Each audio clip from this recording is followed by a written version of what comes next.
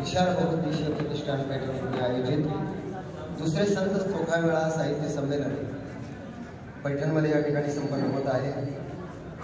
या ठिकाणी संमेलनाध्यक्ष प्राध्यापक डॉक्टर संदीपजी विठ्ठलराव सांगळे सर, त्याचप्रमाणे माननीय श्री प्राध्यापक संतोषजी तांबे, स्वागताध्यक्ष प्राध्यापक संतोषजी गव्हाणे सर, कार्यवाहक श्री सचिनजी पाटील, संस्थापक संत चोखामेळा अध्यासन केंद्र पुणे, तसंच प्राचार्य उल्काताई चंदरशिवे, अध्यक्षा संत चोखामेळा अध्यासन केंद्र पुणे। या सत्रामध्ये मूल्यभ्रष्ट वर्तनाला संत विचार हेच उत्तर या विषयावर बोलण्यासाठी मी या ठिकाणी उभा आहे। पण खरं म्हणजे या व्यासपीठावर माझा विचार मांडत असताना, संत साहित्यावरचा विचार मांडत असताना आपल्या सगळ्यांसमोर मी नेमकं तुमच्या रजकणालाही न शोधणारा खूप सामान्य माणूस आहे। कारण खरं म्हणजे आज माझ्यासमोर ज्यांच्याकडे मी PhD केलेली आहे, माझे गुरुवर्य डॉक्टर दत्तात्रय डोंगरे सर सुद्धा उपस्थित आहेत। त्याचप्रमाणे आदरणीय राम रावणेकर सर आहेत। आमचे या सत्राचे सत्र अध्यक्ष डॉक्टर दीपा क्षीरसागर मॅडम सुद्धा आहेत। त्याचप्रमाणे आमचे आदरणीय श्री माननीय शरदजी भिंगारे सर आहेत। त्याचप्रमाणे आमचे गणेशजी मोहिते सर आहेत। बाकीची सगळी मान्यवर मंडळी आहेत। या सर्वांसमोर मी बोलणं म्हणजे त्यांच्या रजकणालाही न शोभणारा खूप सामान्य माणूस आहे। पण वेळेची मर्यादा ठेवत अगदी 10 ते 12 मिनिटांमध्ये मूल्यभ्रष्ट वर्तनाला संत साहित्यामध्ये नेमकं काय उत्तर आहे किंवा संत साहित्य कशा पद्धतीने याला उत्तर देते, या पद्धतीनं मी माझा विचार आपल्यासमोर मांडण्याचा प्रयत्न करत आहे। खरं म्हणजे संत साहित्यामध्ये, भारतीय संस्कृतीमध्ये, भारतीय परंपरेमध्ये आणि वारकरी संप्रदायामध्ये संत साहित्याची जी विशेषता आहे, संत वाङ्मयाची जी विशेषता आहे, जेव्हा आपण संत वाङ्मयाकडे पाहतो तेव्हा संत वाङ्मयामध्ये जी मूल्य तत्व येतात, जी मूल्य तत्व भारतीय संस्कृती आणि भारतीय परंपरेने स्वीकारली, या मूल्य तत्वाकडे जेव्हा आपण पाहतो, जेव्हा संत साहित्याची जी बीज आहे, संत साहित्याची जी वैशिष्ट्य आहे, त्या वैशिष्ट्यांचा जर आपण विचार केला तर एक गोष्ट मला जाणवली की संत विचाराची जी मौलिकता वाढते ती कुठे वाढते? जगामध्ये विद्वान माणसं नाही, विचारवंत नाही असं अजिबात पूर्वी झाले, आजही आहे, उद्याही असते। पण संत विचाराला जगाने का स्वीकारलं? याचं कारण संत विचारानं जो विचार जगासमोर मांडला, बोले तैसा चाले त्याची वंदावी पावले, ही संत विचाराची ताकद। मूल्यभ्रष्ट वर्तन म्हणताना आपण म्हणायचं की नीटनेटकेपणा किंवा वक्तशीरपणा हा मूल्यामध्ये येतो। जर आयोजकांनी मला 12 मिनिटं दिले, मी जर 13 मिनिटं बोललो तर मला वाटतं हा सुद्धा मूल्यभ्रष्टतेमध्येच येतो, ही सुद्धा मूल्यभ्रष्टताच आहे। म्हणून मूल्यभ्रष्टता येते पुढे 200 रुपये घेतल्यानंतर 150 रुपयाचं काम करायचंय, हे झालं मूल्यभ्रष्टता। अंग चोरून काम करायचं, ही झाली मूल्यभ्रष्टता। मूल्य आणि किंमत दोनच शब्द मी तुम्हाला सांगतो, मूल्य आणि किंमत शब्द असे आहेत, पण या शब्दांमध्ये लोक गल्लत करतात। पुस्तकावर बऱ्याच ठिकाणी किंमतही शब्द असतो, मूल्यही शब्द असतो, पण दोन्ही शब्द सारखे नाही, हे एकदा समजून घ्या।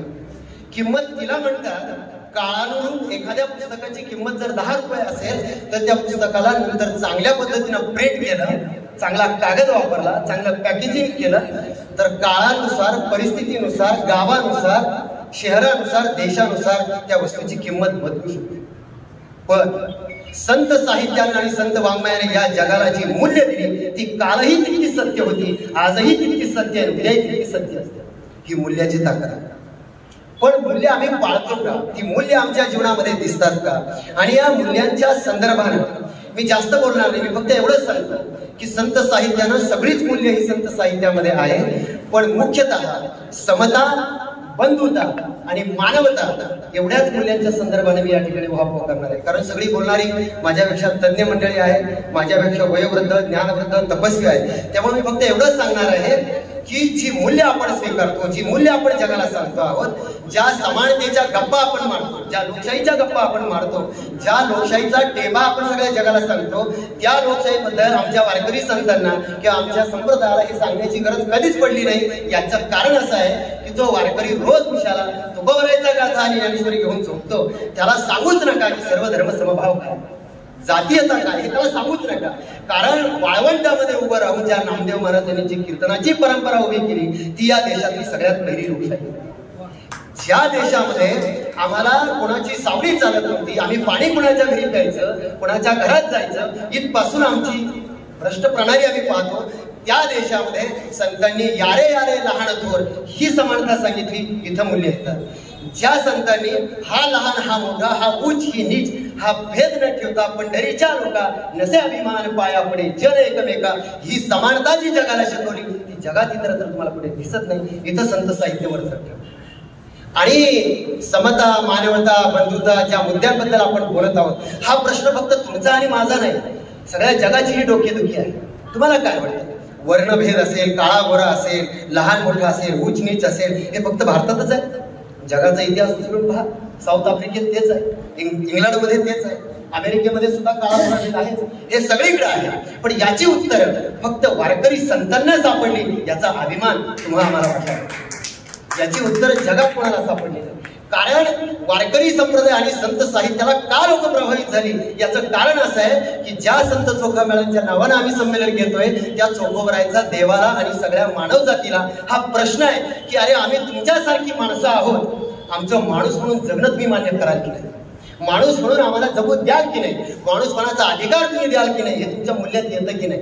आणि जेव्हा फक्त आम्हाला माणूस म्हणून जगण्याचा अधिकार द्या हे जेव्हा चोखोबरायासारखे, सोयराबाई सारखे अगदी वेगवेगळ्या जातीतले संत ओरडून सगळ्या जगाला विचारतात, तेव्हा वारकरी संप्रदायाकडे जेव्हा यांची नजर जाते तेव्हा त्यांच्या लक्षात येतं की अरे जिथं आमचं माणूस पण स्वीकारा, माणूस म्हणून आमचं जगणं मान्य करा, जिथं आपण असं बोलतोय तिथं वारकरी संत मात्र म्हणतात जे जे भेटे भूत ते ते मानिजे भगवंत, हा भक्तियोग जार निश्चित माझा. तुम्ही माणूस म्हणता, आम्ही सगळ्यांना देव मानतो, एवढी व्यापकत्वाची भूमिका तुम्हाला जगात पुढे सापडते. ही संत साहित्याची ताकद, ही संत विचाराची प्रगल्भता आहे, ही इतरत्र तुम्हाला पुढे दिसणार आहे.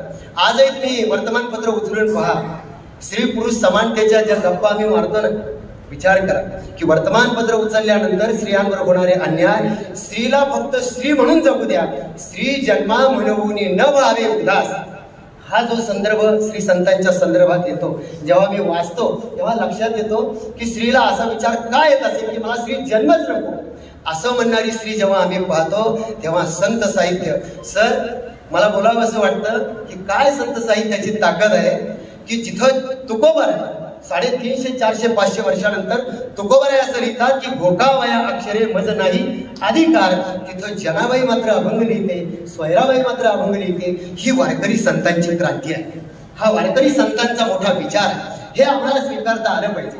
आणि ज्या स्त्री पुरुष समानतेबद्दल आम्ही बोलतो आहोत, जेव्हा संत स्त्री आणि पुरुष या दोन गोष्टीच मानत नाही, ज्या राजकारणाच्या संदर्भाने आम्ही बोलतो ते म्हणतात महाराज या जगातून आम्हाला सगळ्या जाती नष्ट करायच्या, कोणत्या जाती ठेवायच्या? 2, एक स्त्री एक पुरुष. तुम्ही आमच्यापेक्षा मागे जाता, तुम्ही काय म्हणता आम्हाला स्त्री आणि पुरुष ठेवायचे, आम्ही तीही ठेवली नाही. ममय वंशो जीव लोके जीवभूत सनातन मनश्चष्टियाण इंद्रियाण प्रकृतिस्थानी कर्षते. जो जो माणूस इथं जन्माला येतो तो नुसता माणूस नाही तर या सृष्टीतला चराचर अमृत अनुभवातला जानवरांची उभी तेवी शून्य पृथ्वीवरी भासती पदार्थाच्या या पै प्रकाशते एकसरी समृद्धी. त्या शिवापासून ते अंतिम तत्वापर्यंत अणुरेणूमध्ये जेवढं काही भासमान म्हणून भासतंय ते सगळं ईश्वरी तत्व एक आहे. जिथं संत हे मानतात मला वाटतं वेगळी क्रांती करण्याची गरज नाही, फक्त संतांच्या मूल्यांचा अभ्यास करावा. आणि मूल्यांचा अभ्यास करत असताना अजून एक गोष्ट त्याच्या पुढे मी जाऊन सांगेन तुम्हाला की स्त्रियांच्या बाबतीमध्ये आज जो काही अन्याय अत्याचार होताना आम्ही पाहतो, शेवटचं उदाहरण मी याकरता सांगेन की आज संत साहित्य किंवा संतांचं मूल्यांच्या संदर्भातलं संत साहित्य हेच कसं त्यावर उत्तर आहे याकरता मी एकच उदाहरण सांगतो आणि थांबतो की जगद्गुरु